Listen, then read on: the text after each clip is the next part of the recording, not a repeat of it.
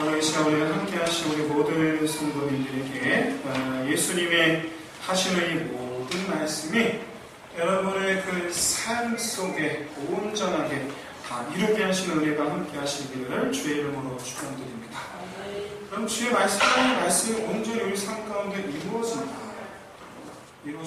오늘 주제예요. 그리고 사람마다 다 성격이라는 게 있죠. 그렇죠? 사람마다 성격이라는 게 있어요. 성품이라는 게 있어요. 당연히 예수님도 예수님만의 그 성품이 있습니다. 그럼 여러분 예수님의 성품에 대해서 얼마나 알고 계십니까? 예수님의 성품에 대해서. 보통 우리는 예수님이 사랑이 많으신 분, 그리고 이해심이 무한하신 분, 그리고 모든 죄를 다 포용하는, 어쨌든 이렇게 인자하시고 부드러운 분으로 우리가 보통 그렇게 알고 있습니다만은, 의외로 사도의 이 사복음서를 가만히 보면 예수님이 굉장히 비판적이고, 우리는 그래도 사람을 앞에 대놓고 말하진 않거든요. 당사자를 앞에 놓고 너는 악하다라고 말하지 않아요, 우리는. 근데 예수님은 그렇게 말씀하세요. 앞에 세워놓고 너희는 악하다. 참 이렇게 사람 이렇게 찌르는 말을 대놓고 하세요. 그래서 그런 예수님 모습을 보면 사실은 성경 읽다가 좀 적응이 안 돼서 보통 이렇게 그냥 얼렁뚱땅 그냥 이렇게 넘어가는데 그러면 안 됩니다. 왜 이렇게 말씀하실까요? 그리고 예수님 마음을 제대로 알고자 한다면 바로 그 순간 왜 이렇게 말씀하실까를 잘 살펴봐야 돼요. 예수의 성격이 나빠서가 아니거든요. 성격이 나빠서가 아니에요. 이유가 있어요. 굉장히 비판적이고 아주 날카롭고 사람의 마음을 어떻게 후벼파는, 때로는 자존심을 깔아뭉개는 듯한 그런 말씀을 하시는 이유가 뭘까? 근데 그게 항상 그런 것이 아니고 그럴 만한 상황 속에서 반드시 그렇게 하신다는 거예요. 오늘 본문이 바로 대표적인 그런 부분입니다. 요즘에 유행하는 단어가 걸크러쉬라는 단어가 유행하고 있는데 좀 이제 좀 터프한 이런 여성들에 대해서 이렇게 표현하는 것 같아요.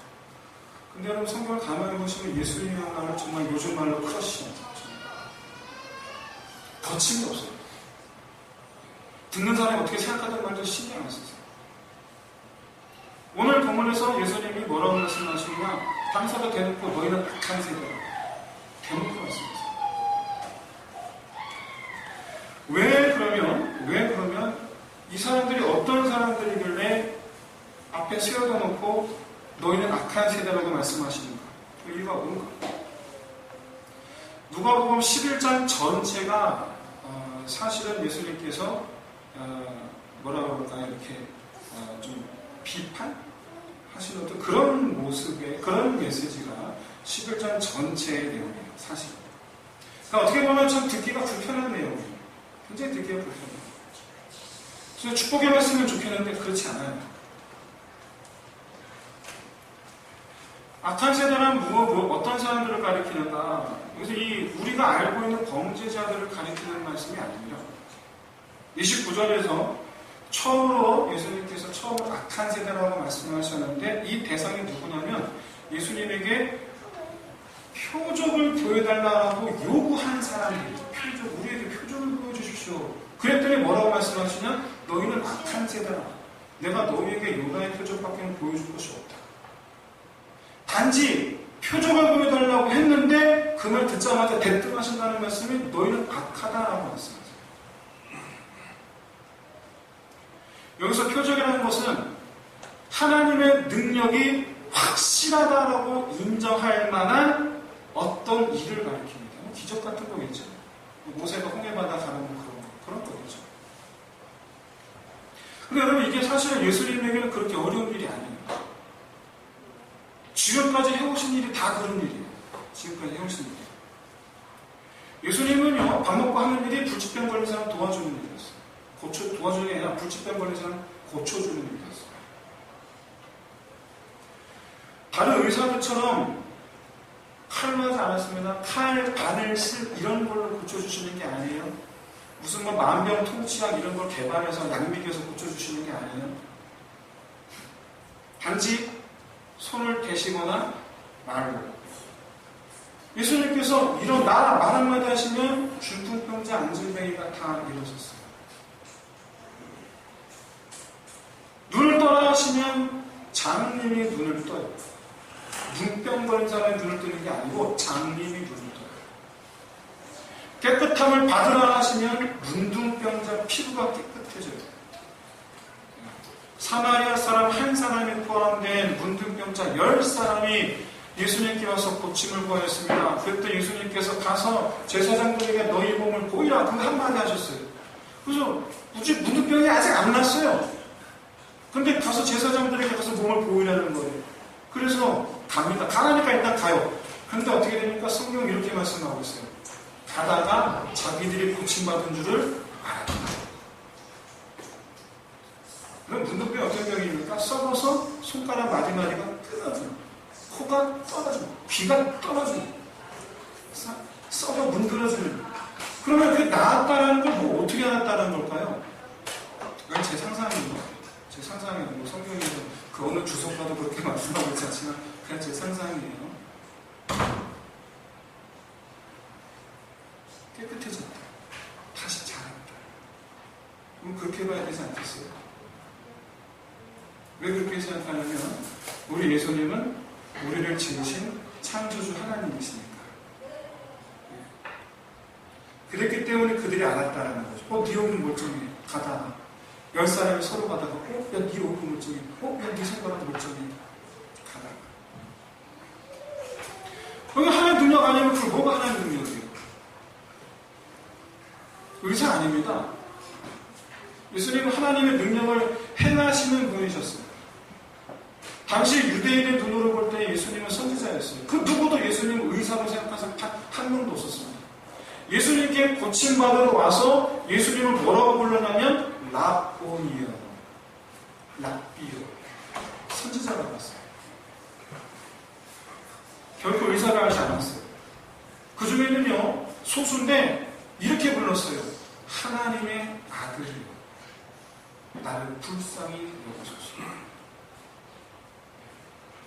그럼 유대인들 가운데 그 누구도 예수님을 의사로 생각한 사람 단 한 명도 없었어요. 하나님의 능력을 행하는 분으로 예수님을 쫓아다니는 수만 명이 다 그렇게 불렀어요. 그런데 몇 사람이 와서 그래도 못 믿겠다는 거예요. 확실하게 인정할 만한 표적을 보여달라는 거예요. 나 지금까지 뭐하고 다녔는데 뭘 더 보여달라는 거야. 그래서 말씀하시는 것이 내가 너희들한테 보여줄 표적은 요나의 표적밖에 없다.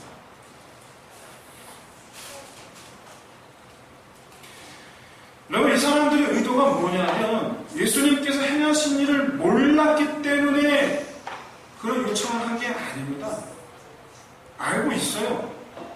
하지만 지금 보여달라, 즉 지금 뭔가를 보여주면 그것이 하나님의 능력인지 아닌지 자기들이 보고 판단하겠다라는 거예요.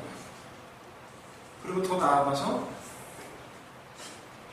사실은 속임수다라고 그렇게 월광하려는 목적을 가지고 있는 것입니다.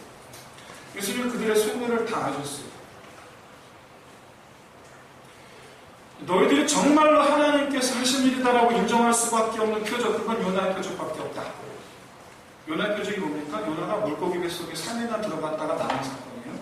즉 예수님께서 죽으시고 3일 만에 부활하실 것에 대해서 말씀하시는 거예요. 여러분, 죽었다가 살았다. 누가 하신 일입니까? 내 스스로 할 수 있는 일입니까? 하나님께서 하시는 거죠. 그 누구도 그걸 부정할 수가 없어요.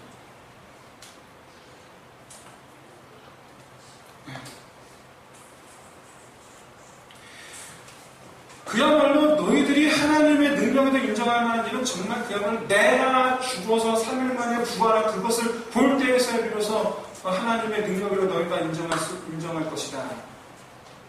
근데 사실 그나마 더 믿지 않죠. 사실 그나마 더 믿지 않아요.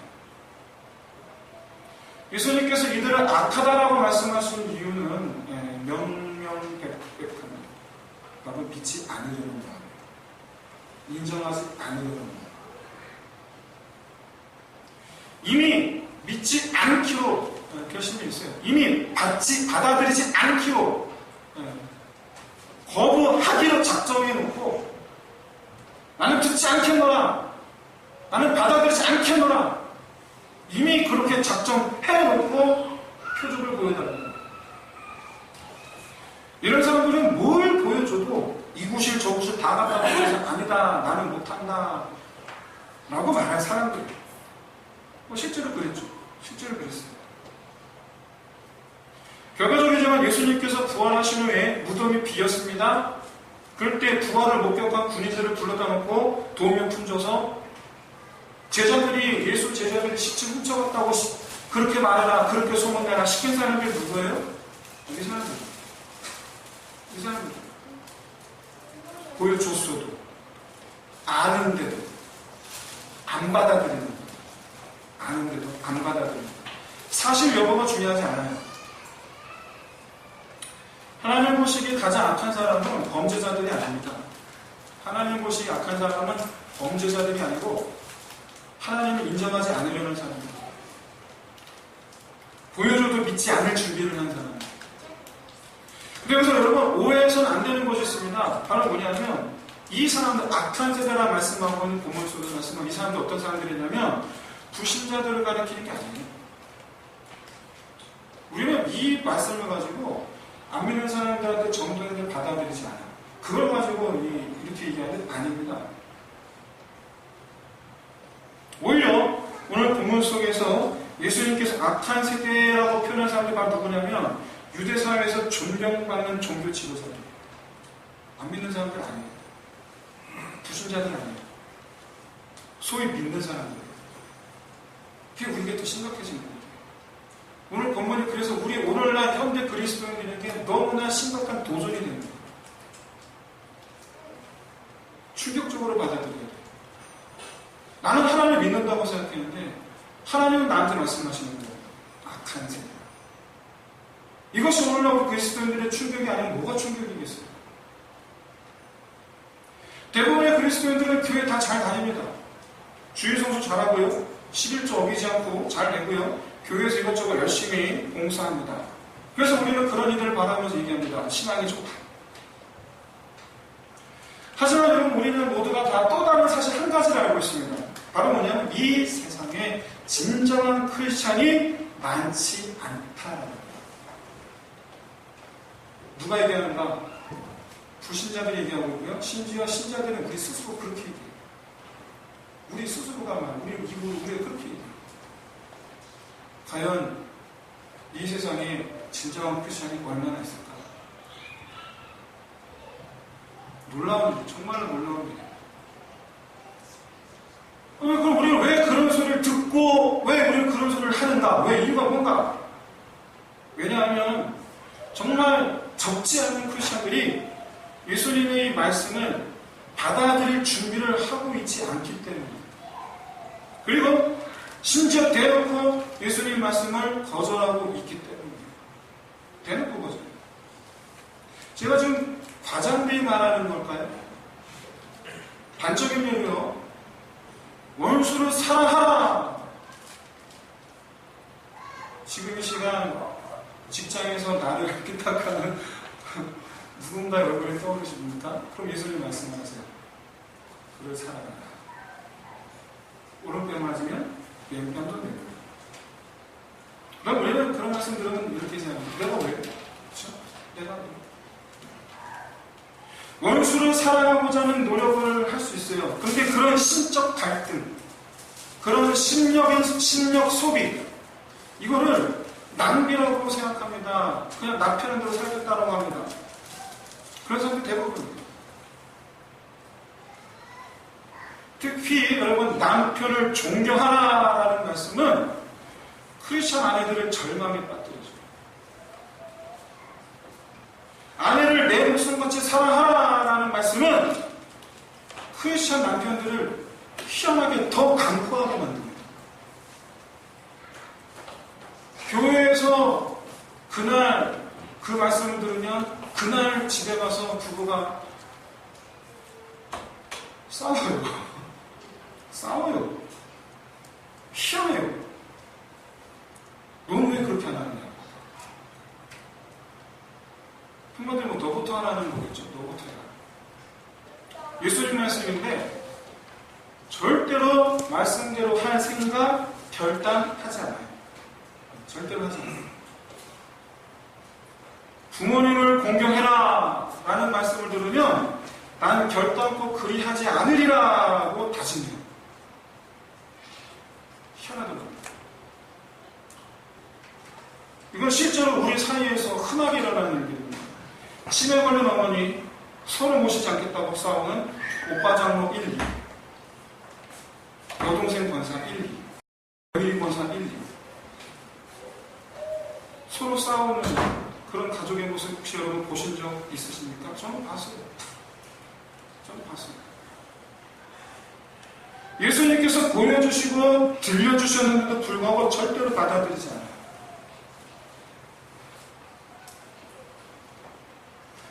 하나님의 말씀 앞에서 오히려 마음을 더 강팍하게 하는 사람들, 난 결코 받아들이지 않을 테다. 결단하는 사람, 인정하지 않을 테다. 내게 절대로 이루어지지 않을 줄을 아옵소서. 오늘 본문에서 하나님께서 악한 세대라고 말하는 사람들, 그 사람들은 불신자들 아닙니다. 신자들이에요. 신자들이에요. 크리스천들이에요. 오히려 말해서 불신자들이 얘기해요.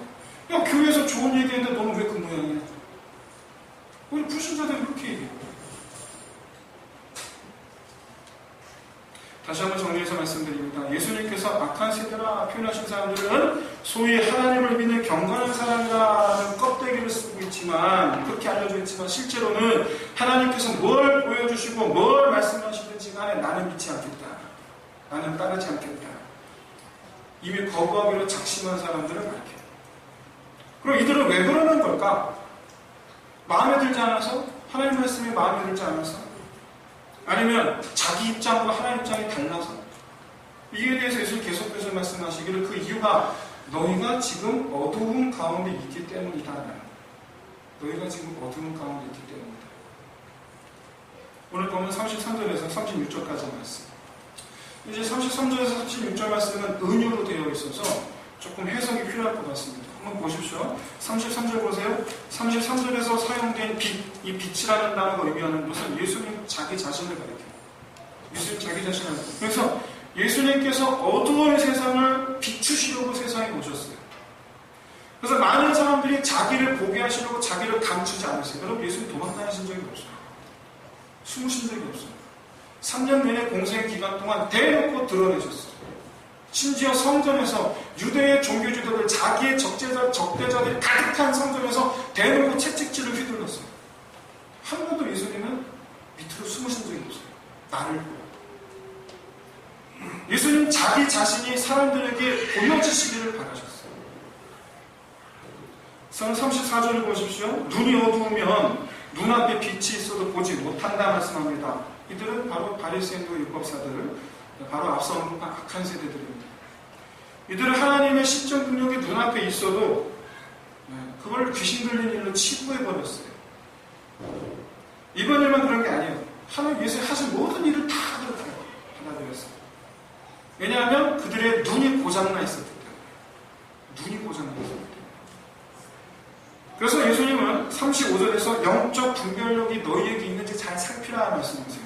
35절에 내 속에 있는 빛, 여기서 말씀은 내 속에 있는 빛이 바로 영적 분별력을 가리켜요. 영적 분별력이 없으면 보고도 못 깨닫습니다. 몰라요. 영적 소경 상태가 되는 거예요. 내가 소경이니까 내 눈이 고장났으니까 안 보이니까 앞에 등불이 있어도 몰라요. 못 봐요. 여러분, 등불이 아니다라고 말하는 사람들. 여러분, 어떻게 답답하지 않을 수가 있겠어요? 자기가 못 보는 것 뿐인데. 제가 이렇게 33절에서 36절 말씀의 그 요지를 간추려서 요지를 말씀드리면 이렇습니다. 악한 세대는 소경이다. 그래서 앞에 등불을 놓고도 등불이 아니라고 한다. 그렇게 자기 스스로 어둠 속에서 나오려고 하지 않는다.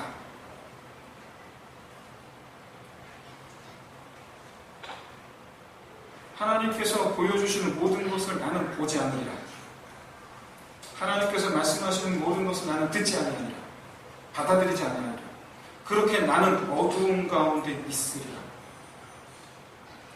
이것이 지금 예수님께서 지금 바라보고 계시는 종교 지도자들의 마음 상태예요. 이것이 사람의 마음 중심을 보시는 하나님이시니까 당연히 맞겠죠. 그 말이 맞겠죠. 안타까운 점은, 여기서 안타까운 점은 바로 이 부분이에요. 우리가 종교 지도자들의 마음 상태와 우리의 마음 상태가 다를 바가 없더라는 거예요. 다를 바가 없더라.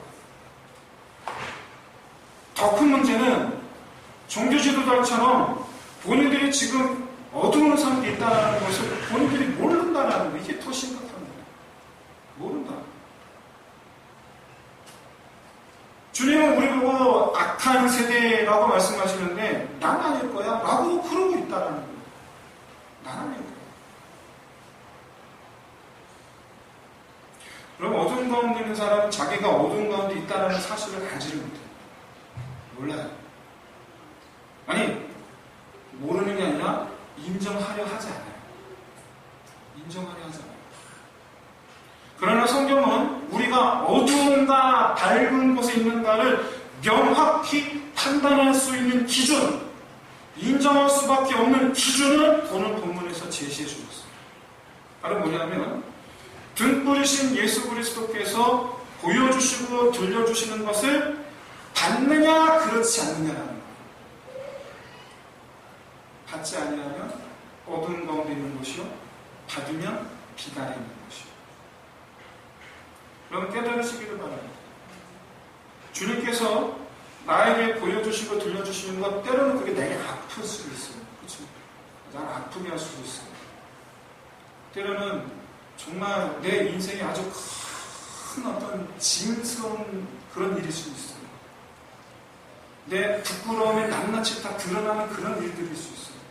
내 수치스러움이 낱낱이 드러나는 그런 일들일 수 있어요.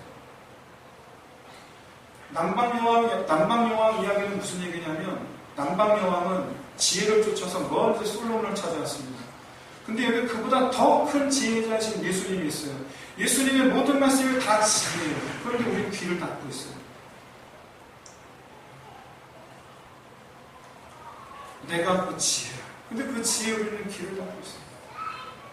근데 그뿐입니까? 니느웨 사람들의 이야기는 남겨놓은 이야기가 아니에요. 내 말을 듣고 그들을 회개했는데, 요나의 심판의 말씀을 듣고서 저들을 회개했는데, 지금 여기는, 지금 이들은, 지금 우리는 전혀 돌이키지 않아요. 즉 예수님께서 빛이다, 비추신다라는 그 의미가 바로 뭐냐면, 우리를 비추시는 그 빛은 지혜의 말씀이에요. 그래서 우리로 하여금 회개의 길을 인도하는 말씀이에요. 그래서 우리를 깨끗게 하는 말씀이에요. 그래서 우리로 하여금 하나님 안에서 온전한 평안을 누리게 하는 말씀, 빛 안에서 평안에 거하게 하는 그런 말씀입니다.